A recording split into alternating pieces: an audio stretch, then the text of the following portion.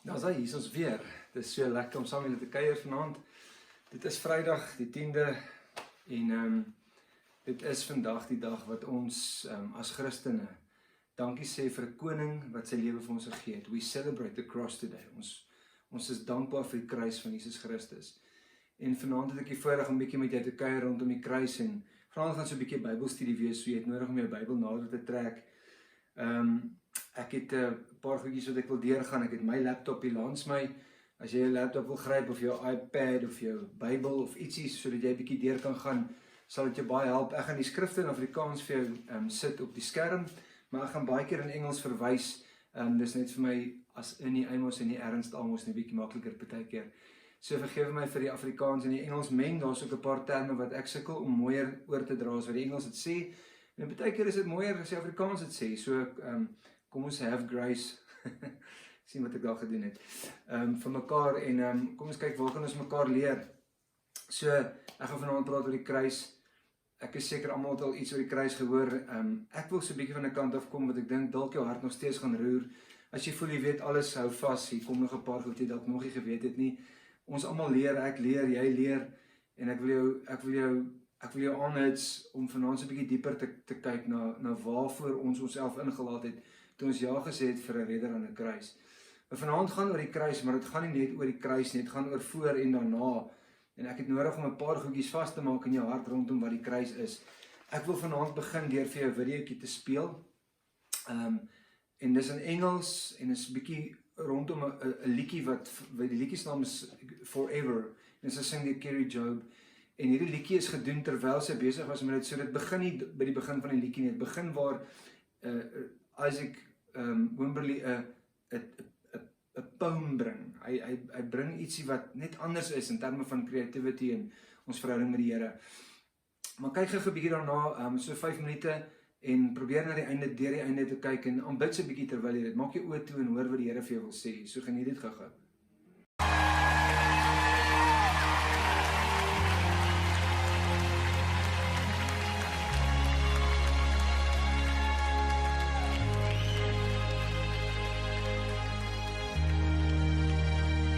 If there are words for him, then I don't have them. You see, my brain has not yet reached a point where it can form a thought that could adequately describe the greatness of my God. And my lungs have not yet developed the ability to release a breath with enough agility to breathe out the greatness of his love. And my voice, you see, my voice is so inhibited, restrained by human limits, that it's hard to even send a praise up. You see, if there are words for him, then I don't have them.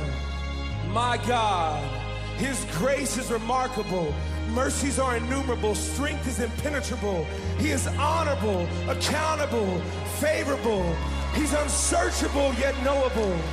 Indefinable yet approachable. Indescribable yet personal. He is beyond comprehension, further than imagination. Constant through generations, king of every nation. But if there are words for him, then I don't have them. You see, my words are few. And to try and capture the one true God, using my vocabulary would never do. But I use words as an expression of worship to a Savior who is both worthy and deserving of my praise, so I use words. My heart extols the Lord, blesses his name forever. He has won my heart, captured my mind, and has bound them both together. He has defeated me in my rebellion, conquered me in my sin. He has welcomed me into his presence, completely invited me in. He has made himself the object of my sight, flooding me with mercies in the morning, drowning me with grace in the night. But if there are words for him, then I don't have them. But what I do have is good news. For my God knew that man-made words would never do. For words are just tools that we use to point to the truth. So he sent his son, Jesus Christ, as the word, living proof. He is the image of the invisible God, the firstborn of all creation. For by him all things were created, giving nothingness formation. And by his word he sustains in the power of his name. For he is before all things, and over all things he reigns. Holy is his name. So praise him for his life. The way he persevered in strife, the humble Son of God becoming the perfect sacrifice. Praise him for his death. That he willingly stood in our place, that he lovingly endured the grave, that he battled our enemy and on the third day rose in victory.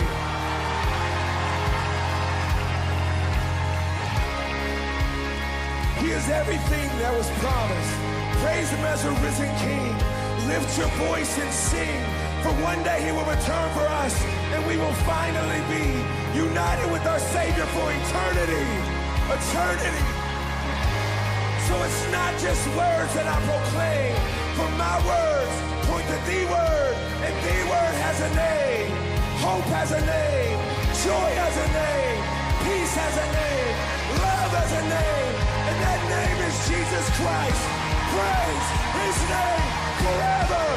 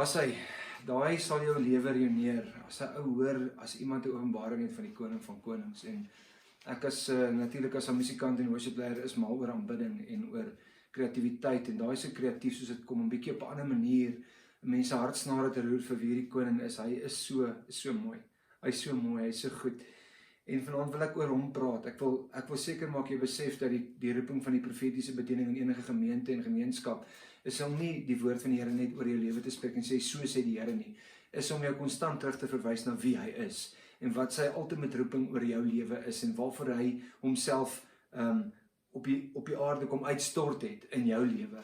En so vanaand gaan dit verseker dit wees, ek wil definitief die koning van konings mooier maak, as wat hy nog ooit was.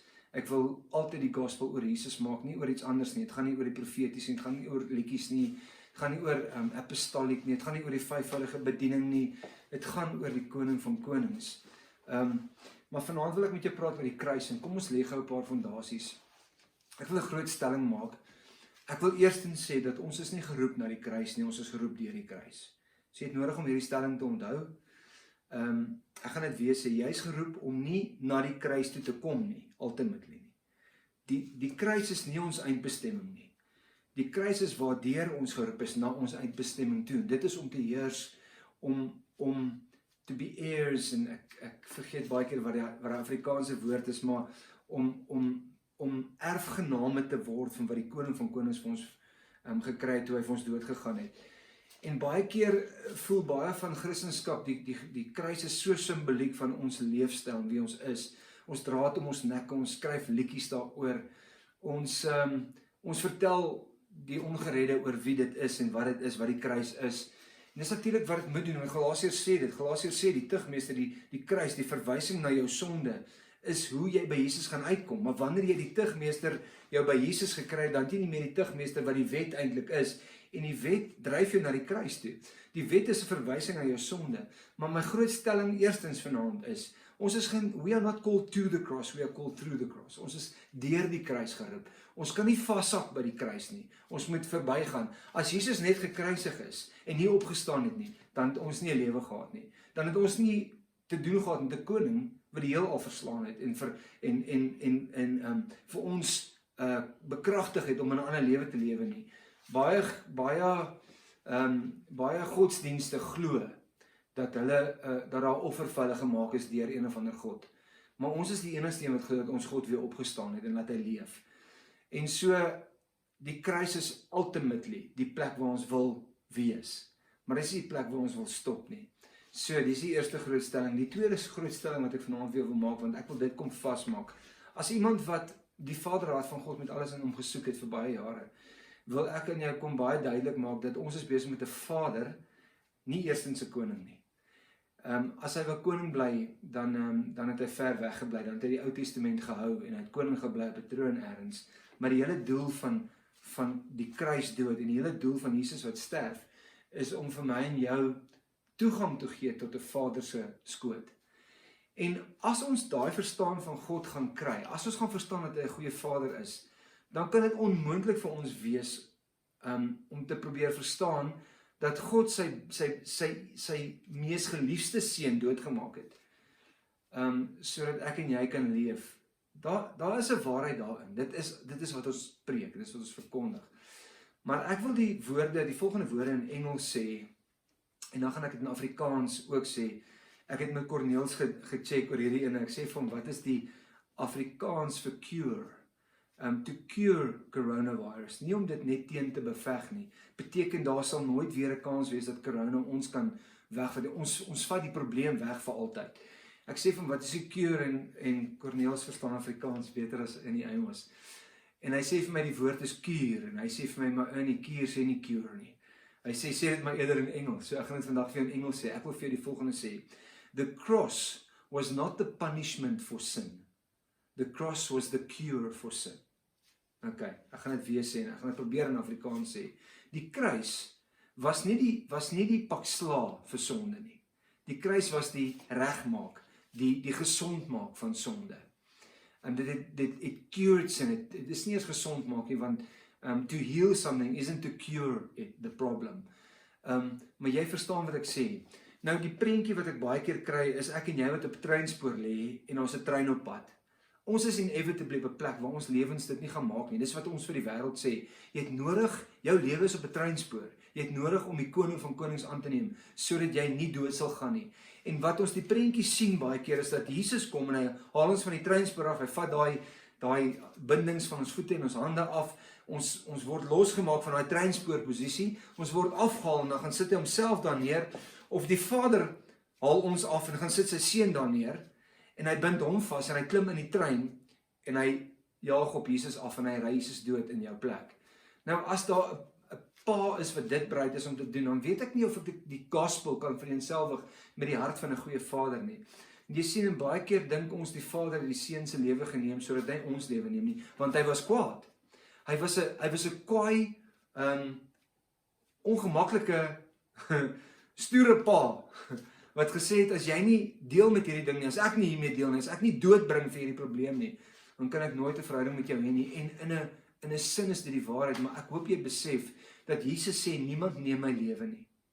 Nie die wêreld nie, nie die mens nie, nie eers my pa nie, want die skrif sê dat God het homself vereenselwig in die seun om sonde op homself te neem. Ek hoop jy besef dat God die Vader homself eintlik om sterf het vir my en jou. Dis die pa waarmee ons betrokke is en hy's nie die treinbestuurder nie. Jy sien, die trein is op pad en ons gaan doodgaan, want dis wat sonde doen. Maar Jesus kom en hy sê ek lê my lewe neer, niemand vat dit nie. Nobody takes my life, I give it freely. En Jesus kom gee sy lewe sodat sonde nie gestraf word nie, maar sodat ek en jy in verhouding met ons Vader weer kan leef, sodat sonde nie meer in die plek, in die pad kom. En ek weet dis 'n speel met woorde, maar ek wil jy moet vanaand verstaan dat the cross wasn't the punishment for sin as much it was the cure for sin. Die Vader was nie lus om 'n offer te bring sodat hy kan gelukkig wees nie. Jy weet, in die goeie ou dae, in die baie jare terug, toe mense nog op eilande gelewe het waar daar vulkane is en daar was nie kos nie en dit nie gereën nie, dan mense offers gebring. Soveel so dat hulle kinders by vulkane ingegooi het of by afgrond afgestoot het of doodgemaak het as 'n offer vir die gode sodat die sleg kan ophou. En partykeer het ons nog daai gedagte van wat God gedoen het. Sien, hierdie Vader het nie gekom om 'n offer te bring sodat hy kan gelukkig wees nie. Hy het 'n offer gebring Jesus het homself gegee deur die kruis, sodat ek en jy weer in verhouding met hom kan leef, en dis waaroor ek vanaand wil praat. Ek wil nie vanaand praat net oor die kruis nie, ek wil praat van wat voor die kruis die ou verbond was, en wat die kruis vir ons gedoen het in daai oomblik, en hoe ons kan deurstap in 'n nuwe verbond, en wat die nuwe verbond vir ons doen. Die kruis is 'n ground zero. Die kruis is 'n nuwe deur, waaraan ek en jy ons kneukels al bloed geslaan het. Daar staan in die skrif geskryf, as ons klop en aanhou klop, sal hy vir ons oopmaak. En ek weet dit het baie keer te doen in daai skrifgedeelte rondom die gawes, maar dit beteken nie, dit is nie ook waar van die kruis nie. Ek en jy het geklop met alles in ons, en Jesus het eventually die deur kom oopmaak, want hy het die sleutel tot die deur. Maar vanaand wil ek met jou praat oor 'n paar goedjies voor die kruis en na die kruis. Jy moet probeer bybly, vat jou skrifte, as ek skrifte noem en gaan kyk daarna, ek sal hulle ook opsit vir jou vanaand. Die eerste ding wat ek vir jou wil sê is, voor die kruis was daar verwysing na barmhartigheid. Nou hier is weer die Engels wat ek vir jou wil bring, wat jammer daarvoor, maar dit net, die woord is vir jou en my baie meer verstaanbaar. Jy sien, ons dink, wanneer ons praat oor mercy and grace, dat ons dink is dieselfde ding. En in Afrikaans is dit barmhartigheid en genade. Nou, jy kan Hebreërs 4 vers 16 gaan kyk, gaan hom vir jou opsit, hy sê, kom vrymoedig, of kom met vrymoedigheid na die troon van genade, laat julle barmhartigheid sal vind en genade sal vind om op die regte tyd gehelp te word.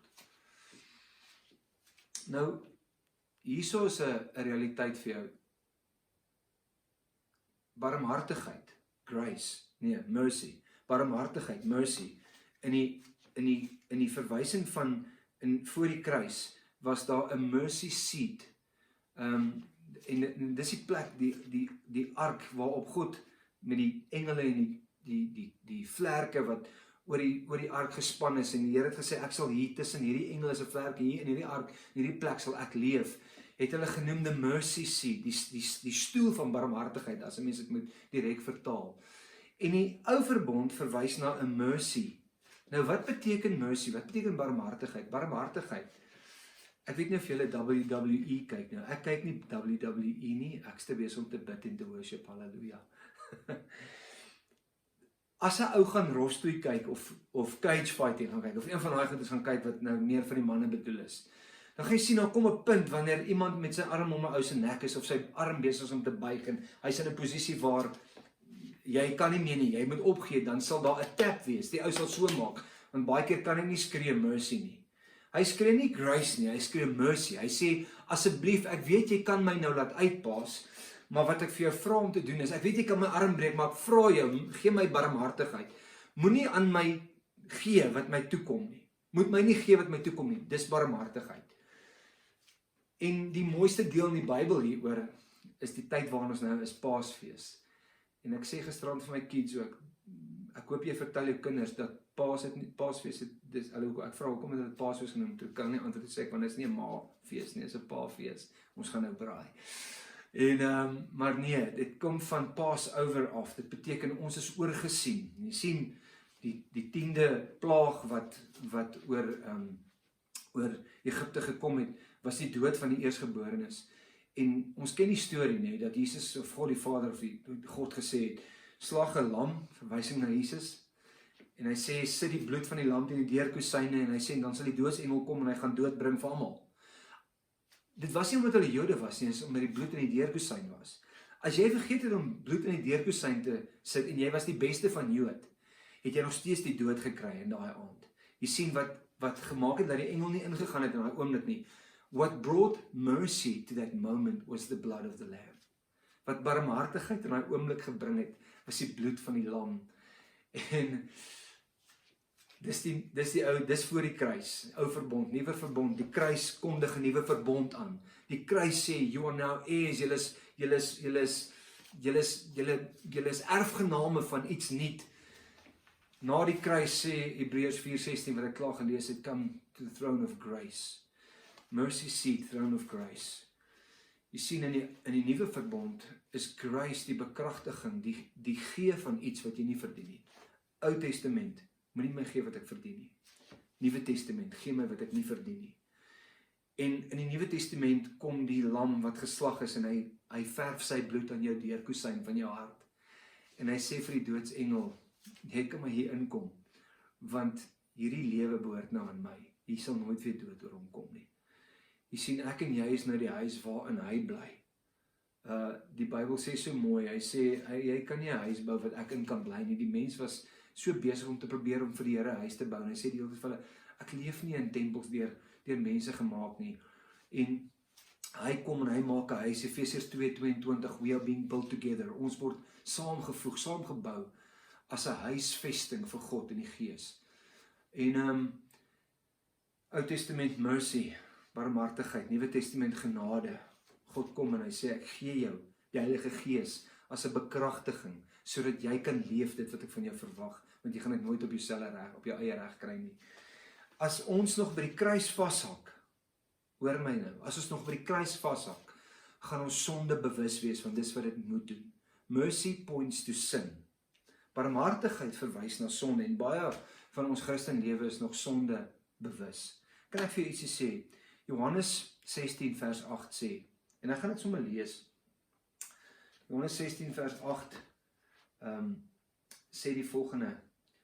Hy sê, en jy kan dit in die Afrikaans gaan lees, hy sê, maar wanneer die Heilige Gees kom, ek gaan dit net so verbuiten sê, ek kan dit mooi lees, dan sê hy, sal julle oortuig van sonde, geregtigheid en oordeel, komma punt, jy kan dit gaan kyk. Komma punt beteken, hy sê klaar nie, hy sê van sonde, omdat hulle nie in my geglo het nie. Komma, van geregtigheid, omdat ek na die Vader gaan, julle my nie meer sien nie. Ek wil net daar stop, hoor net wat ek vir jou sê. Baie van ons dink dat die werk van die Heilige Gees is om ons van sonde te oortuig. En dis die volgende punt wat ek wil maak. Voor die kruis is daar 'n sonde bewusmaking. Daar's 'n verwysing na jou sonde, want dan moet 'n tugmeester wees wat die hele tyd ons verwys na die kruis toe. Hierdie tugmeester moet ons dryf na die plek waar Jesus ons red. Maar kan ek vir jou sê, hierdie skrif in Johannes 8 vers 16 of 16 vers 8 sê so mooi. Hy sê hy sal kom, die Heilige Gees sal kom en ons oortuig van sonde, geregtigheid en oordeel. Ou Testament oortuiging van sonde omdat hulle, iemand anders wat nie in hom glo nie, nie jy nie, in die nood het. You need to be convinced of sin because you need to come to Christ. Maar hy sê, maar van julle wil ek ook van geregtigheid oortuig, want julle het nodig om by my uit te kom. Julle het my geregtigheid. Ek moet julle oortuig van wie julle in my is, nie wat julle in my moet word nie. En so voor die kruis is daar oortuiging van sonde. Na die kruis, jy moet hierdie hoor, want dit is belangrik. Ek het al baie gesprekke gevoer met mense. Ek my vrou vra, sy moes my al rustig hou as ouens sê, my Heilige Gees my weer oortuig van hierdie sonde. Dan dink ek weet nie wat die Heilige Gees sê. Jy sal jouself oortuig van sonde. Openbaring sê dat die duiwel is die een wat ons aanklaer is. Hy is die een wat in die hemel sê, maar hy is nie goed genoeg nie, hy het nog vol sonde. Die Here sê nee, my Heilige Gees doen nie die werk van die duiwel nie. Hy doen nie eers die werk van jou eie hart nie, want baie keer ons weet wat reg en verkeerd is op ons harte geskryf. Maar kan ek vir jou sê, die Heilige Gees se werk in die Nuwe Testament na die kruis, in die Nuwe Verbond, nie Nuwe Testament nie. Na die kruis kom die Heilige Gees en hy oortuig jou van geregtigheid. He's trying to convince you of who you are in God, so that you can live that. Mag dit in jou hart vasdruk.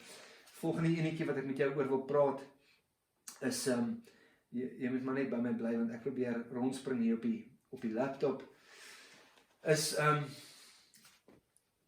God wat jou lief het, versus jy wat God lief het. Jy sien voor die kruis, sê die eerste gebod, you shall love the Lord your God with all your heart, with all your soul, with all your might, love your neighbor as yourself. Dis die eerste wet van die 10 gebooie. Jy moet die Here jou God lief hê met jou hele hart, jou hele siel en jou verstand, jou naaste soos jouself. Nou, ek weet nie, ek het al hieroor lering gebring, en ek hoop jy het dit al gehoor ergens, maar eerste liefde is nie meer God wat jou moet lief hê, jy moet God lief hê, dit is God wat jou lief het. Die ou verbond sê, jy moet God lief hê met alles in jou. Jy moet streef tot 'n verhouding met God. Jy gaan 'n klomp goed moet doen. Hy gaan 'n klomp goed lys wat jy moet doen om te bewys hoe lief jy gee, jou godsdienstigheid, hoeveel bid jy, hoeveel kerk toe gaan jy, hoeveel mense het jy in die Here toe gelei, hoe lank het jy gehoorship vandag, hoeveel Bybelstudie het jy gedoen, hoeveel skrifte ken jy, hoeveel keer het jy Afrika toe gaan, ongereddes, hoeveel kos het jy gaan uitdeel, hoeveel van jou geld jy gegee. So baie van hierdie goedjies word godsdienstige goed wat ons doen, want ons probeer ons liefde aan God bewys, dis vir die ou verbond van ons verwag. Die nuwe verbond sê, Johannes 13, jy kan dit gaan lees, sê, 'n nuwe verbond, 'n nuwe gebod gee ek jou, dat julle mekaar sal lief hê soos wat ek jou lief gehad het. Jy sien, wat verander het deur die kruis is nie jy wat God eerste moet lief hê met alles in jou nie. Dis God wat jou lief het met alles in hom. En jy wat reageer op hom.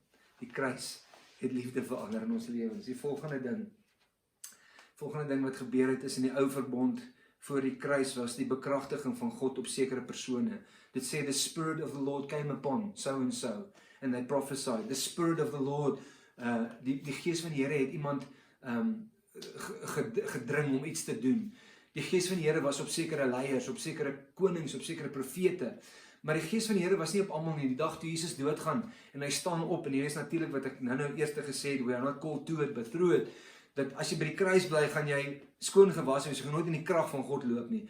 Ons moet daai proses 40 dae, 40 jaar in die woestyn, daar was 'n proses na die kruisiging van Jesus wat hy gesê het, gaan wag vir 'n sekere periode, dit kom ook nog, ons wag vir dit ook, waar die uitstorting van die Heilige Gees op julle sal bekragtig word om 'n ander lewe te lewe. Maar nou is dit waar vir almal. Almal mag die Heilige Gees ontvang. Jy sien, voor die kruis was dit net vir party. Maar as ek en jy deur die kruis beweeg, en ons beweeg verder as net die kruis, hoor weer my hart. Ek smaal oor die kruis, ek sien my redder aan 'n kruis hang. Maranatha het hierdie liedjie oor en oor gerekord, en Prophet het dit gesing, oor daar was 'n houtkruis. Dis mooi. Ons kan nie net daar bly nie. Die Heilige Gees, dit vat afstand en tyd om by die uitstorting van die Heilige Gees te kom, waar ons volwasse word en bekragtig word. En nou sê dit in die nuwe verbond, na die kruis, almal mag die Heilige Gees ontvang. Is dit nie goeie nuus nie? So dis nog iets wat ons oor kan bly wees. Die volgende ding wat ek met jou wil praat is to be a mediator. Ek het die vorige preek hieroor gepraat, konings tussen ons en die Here. In die ou verbond het daar konings opgestaan, daar het mediators, tussengangers opgestaan. En daar was baie keer nodig om 'n tussenganger. Jy sien, 'n rigter is opgerig om mense te rig. Die woord in Engels vir rigter is judge. Dit is baie mooi, maar dit is negatief. In ons opinie is 'n judge iemand wat jou verdoem na iets toe.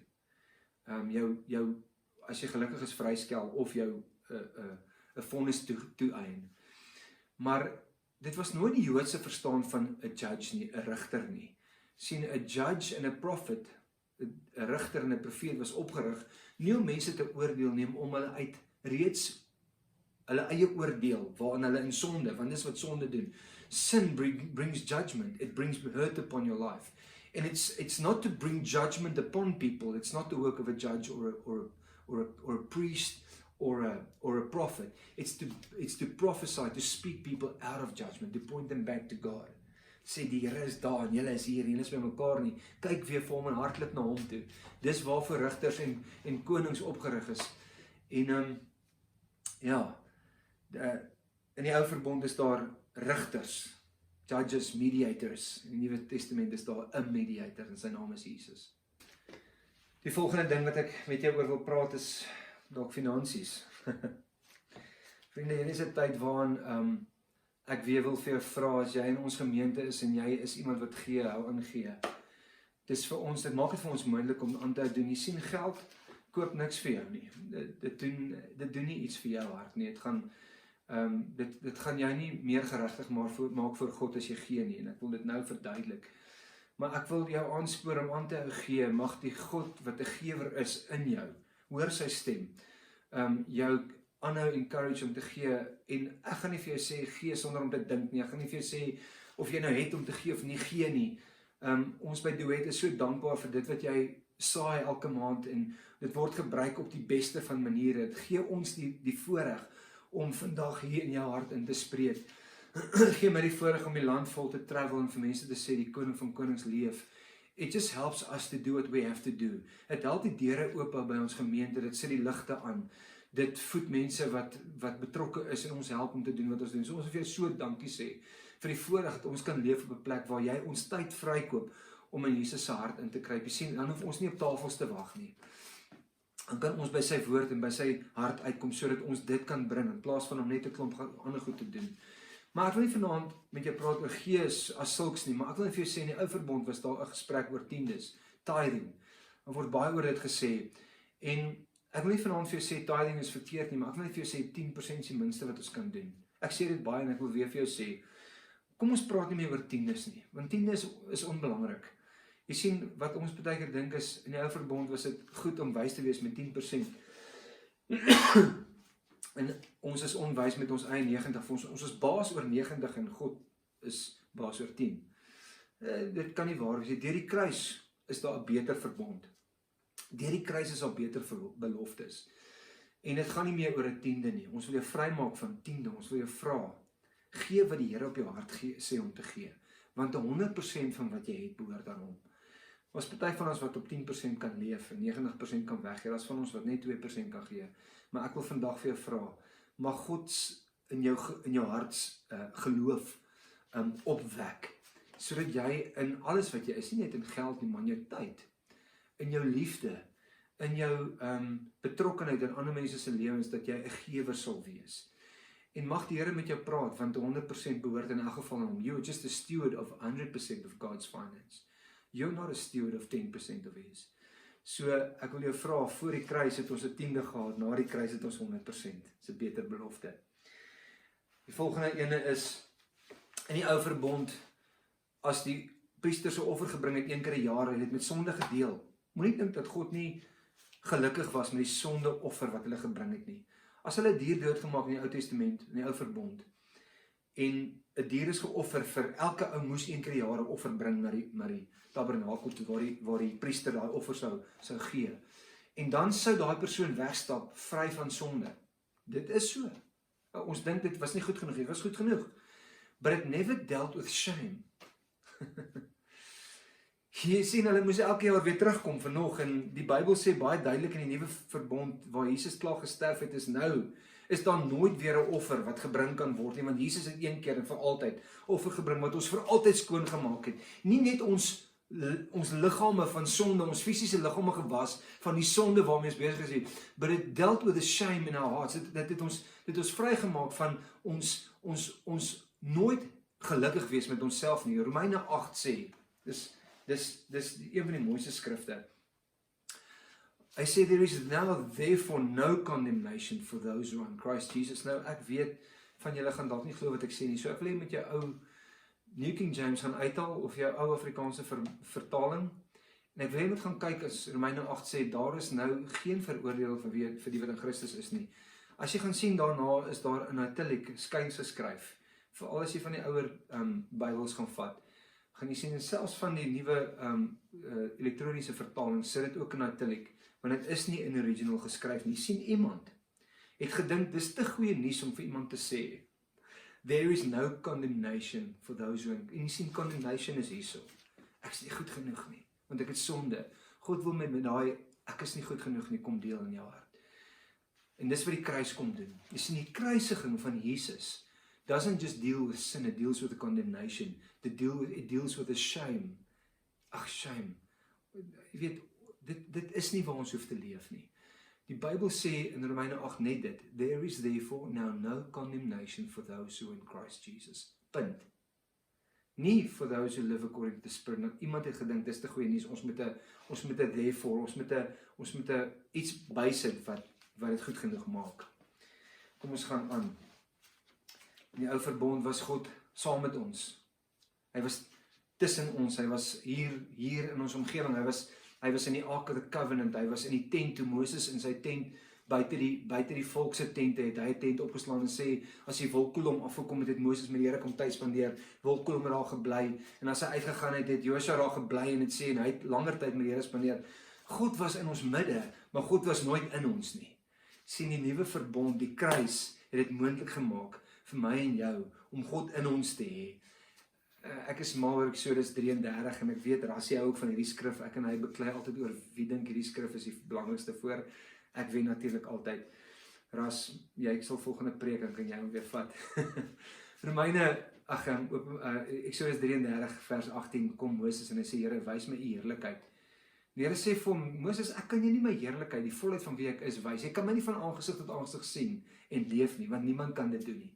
Dan sê hy vir hom, maar ek gaan jou profeties in die Nuwe Testament, die nuwe verbond kom plaas. Want as jy in Christus is, dan kan jy my van aangesig tot aangesig sien. En as Christus in jou is, jy sien, en God kom en hy sê vir Moses, hier is 'n plek in die skeur van die rots, langs my. Jesus sit aan die regterhand van die Vader, en hy is die rots, en in daai rots is daar 'n skeur. Was 'n stikkende plek waar die kruis vir jou en my oopgeskeur het. sodat ons in daai plekkie kan gaan sit.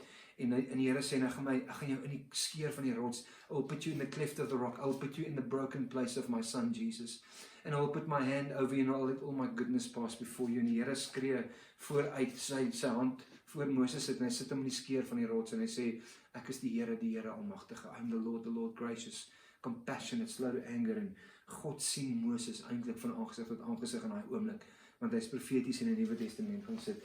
Maar in die nuwe verbond kom God en hy leef in ons. Hy's nie net tussen ons. Hy's nie net daar as ons worship op 'n Sondag nie. Hy's nie net daar as ons die regte liedjies sing nie. Hy's nie net daar as ons die regte preek nie. Hy's nie net daar as ons hoendervleis, daai hoenderpysies wat jy voel op 'n Sondag sien, regte noot geslaan word of iemand sê die regte ding.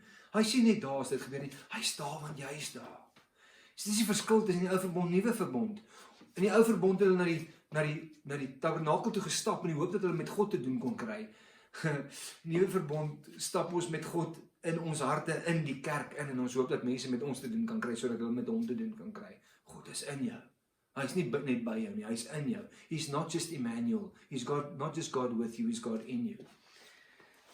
Volgende ding, ek is nie so ver van dit af nie, van klaar af nie.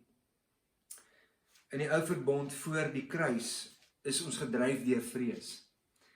In Proverbs sê dit, in Spreuke sê dit dat vrees is die begin, vrees van God is die begin van wysheid. En ek het al voor hier oor ook gepraat en ek kan dit weer duidelik maak. Ek dink vrees is 'n goeie ding as jy nog nie by die Here is nie. Vrees gaan jou na God toe lei. Dit is wat die wet doen. Die wet sê vir jou daar's 'n hel.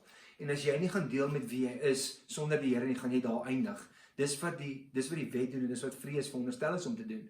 En vrees gaan jou verskriklik weerhou van baie slegte goed. So as jy niks anders het nie, as jy nie liefde het nie, as jy nie die kruis het nie, is vrees 'n goeie ding. Voor ek die Here geken het, het ek geweet daar is 'n God, en vrees het my weerhou van 'n klomp goeters doen in my lewe. Ek het somehow nog 'n vrees van die Here gehad nog voor ek hom geken het.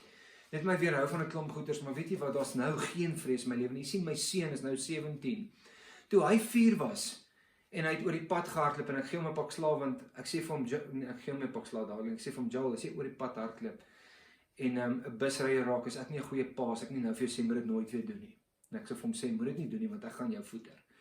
En hy doen dit die volgende dag weer en ek vat hom die een kant en ek slat hom nie goed.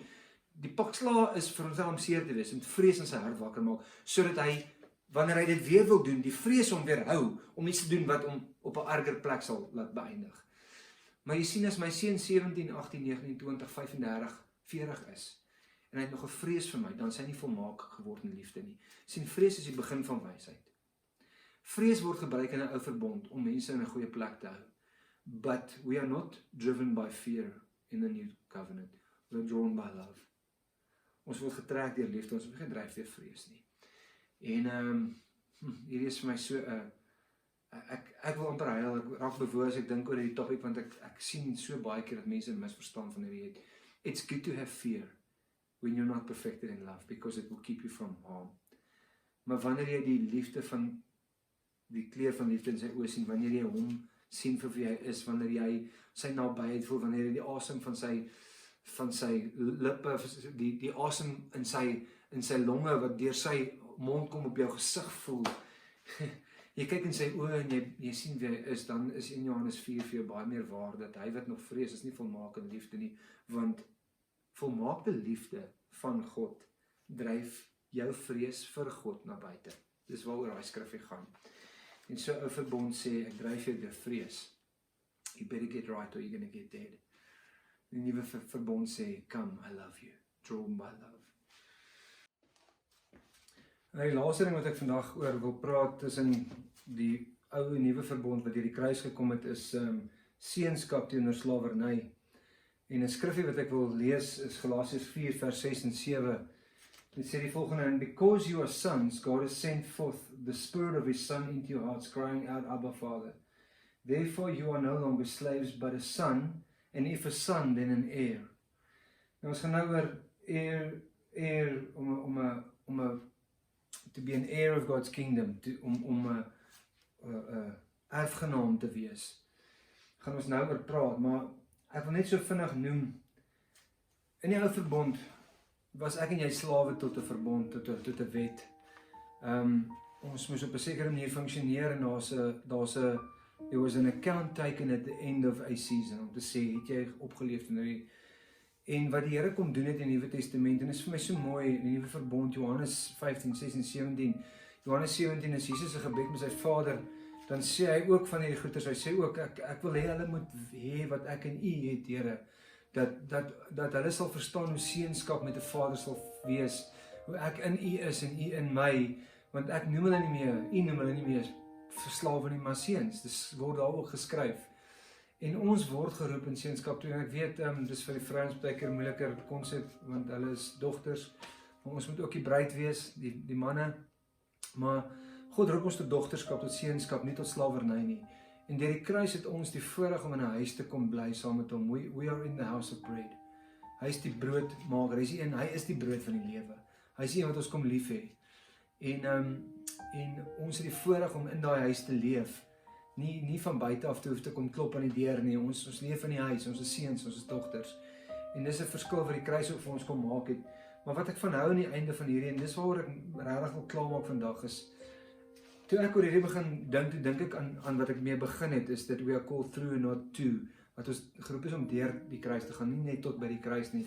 Toe sien ek 'n gebou met duisende vlakke, en ek sien die eerste deel wat die gebou vir ons gee, as ons daai eerste deur oopgeskop het, of Jesus het die deur vir ons kom oopmaak, dan stap ek in en my dankbaarheid vir die kruis is overwhelming. Ek is op die mees dankbaarste plek in my lewe om te kan sê, Jesus het aan 'n kruis gesterf. Hy het sy lewe neergelê sodat ek my lewe weer kan optel, sodat ek in 'n verhouding met hierdie Pa kan leef, sodat ek kan wees wie ek moet wees. Maar die realiteit is, we are heirs of a kingdom. Jy sien, iemand het dood gegaan vir jou om 'n erfgenaam te word. En sy naam is Jesus. Die Vader in die Seun het dood gegaan. 'n Vader moet sterf vir kinders om erfgename te wees, om te kan kry wat hulle wil hê. Maar dit sal terrible wees as jy die pa is van 'n baie ryk man, of as jy die kind is van 'n baie ryk ouer, en die pa moet doodgaan en hy los jou alles. En jy's tog te dankbaar dat hy vir jou 'n briefie gelos het wat sê, ek is lief vir jou my seun en jy sal met my beminde bly. Maar jy maak nooit die brief oop en vat wat regtig jou is. Jy gaan bly op straat want jou pa is dood en daar's ander mense wat in die huis bly. Jy sien, dit sal die slegste ding op aarde wees as jy nie die eienaarskap van dit vat, van dit wat vir jou gelos is nie. En dis moet ek teiker die slegte deel van ons overemphasis van die kruis, en die kruis weer eens, it's up there. Maar ons moet besef dat daar's meer. As Jesus die deur kom oopsluit deur die kruis, dan is daar vlakke en vlakke en vlakke van hierdie gebou wat ons nog moet klim, wat ons moet in besit neem. As erfgename van 'n erfporsie, moet ons die erfporsie ons in maak. Ons moet in die huis gaan bly wat hy vir ons gegee het. Ons moet die kar ry wat hy vir ons gegee het. Ons moet die kos eet wat hy vir ons gelos het. Ons moet die gereedskap wat in die huis staan, die televisies, die toaster, die koffiemaker, belangrikste van alles. Ons moet dit gebruik. As ons nie gebruik nie, leef ons nog steeds so slawe, want jy sien 'n slaaf het nie die reg tot die erfgenaam. Jy's nie 'n erfgenaam as jy slaaf is nie. Daarom los ek dit tot laaste. Jy sien, vriende, hier's 'n gebou wat ons begin klim. Hier's 'n bekragtiging, hier's 'n grace that God has given us for so much more. En ek probeer nie daai if you claim it and frame it you'll get it gospel preek nie. Ek sien daai ou nie, ek glo nie heeltemal in dit nie. Maar ek glo tog in God het ons alles wat daar is vir geregtigheid, wat daar is vir lewe en lewe in oorvloed. En baie keer leef ons net met hierdie, we are sinners saved by grace. We are not sinners saved by grace. We are heirs of a kingdom. We are sons of a king who has given his life so we can be kings. En ons hou partykeer onsself te ver terug. Ons hou onsself net voor of net na die kruis. En die kruis is 'n deur tot 'n gebou wat jou inroep in 'n lewe wat jou lewe nooit weer dieselfde is nie. So ek hoop jy is gebless. Ek hoop jy verstaan dat Jesus wat doodgegaan het aan die kruis, wat vandag daai dag is wat ons kan celebrate, is 'n great dag, maar dis die begin van die res van jou lewe. Dis nie die einde nie, dis die begin. En ek wil jou vandag uitnooi om in te stap, en dis hoekom die skrif so belangrik is. Ek love die skrif. Ek love die woord nog meer, en sy naam is Jesus. Ek love skrif, ek hou daarvan om die skrif te leer en te lees, want dit spreek oor hierdie goeders. Ons het 'n verstaan van Jesus nodig. Ons moet op om die Bybel te lees as 'n boek wat ons 'n kennis van reg en verkeerd gee. Die Bybel is geskryf om die woord vir ons te wys, om ons te bewus te maak van hoe groot en hoe mooi hierdie koning is, om die kruis aan ons bekend te maak, maar die lewe daarna ook. En ek wil jou uitnooi, kom leef in 'n ander lewe saam met hom. Geniet jou dag, mag jy die naweek wat nog voor lê, al die woord wat nog gaan kom, jy kan op baie plekke gaan kyk, en ons gaan ook nog 'n klompie goedjies uitgee hierdie naweek.